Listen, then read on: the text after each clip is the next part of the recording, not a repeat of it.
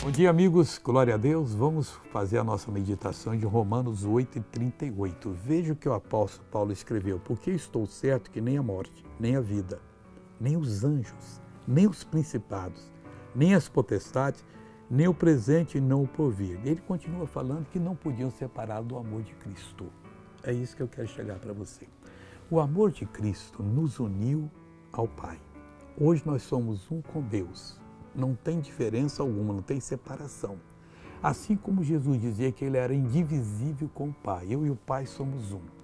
Quando você estiver passando qualquer problema, lembre-se disso, porque o diabo vai tentar convencê-lo que para você não há solução, que o seu problema vai continuar, que você é uma pessoa fadada, destinada ao suplício eterno. É tudo mentira.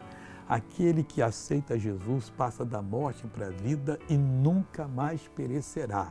Então nós podemos ter certeza que nada vai nos separar desse amor de Deus que está em Cristo Jesus. Veja essa pessoa que foi abençoada, eu já volto. Qual o seu nome? Eliana. Eliana, você com a simpatia dessa, o que Jesus fez? Me curou da vista, porque a minha vista não enxergava nada, porque tinha muitas bolhas. Essa aqui não chegava nada? Nada, tudo cheio de bolhas pretas, né?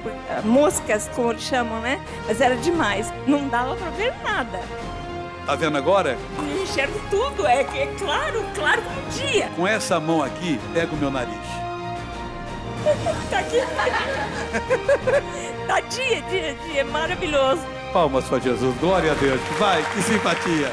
Agora eu quero orar com você, quero clamar aos céus, meu Deus e meu Pai. Eu oro por essa pessoa que está do outro lado orando comigo. Deus, que tem um grave assunto para resolver hoje.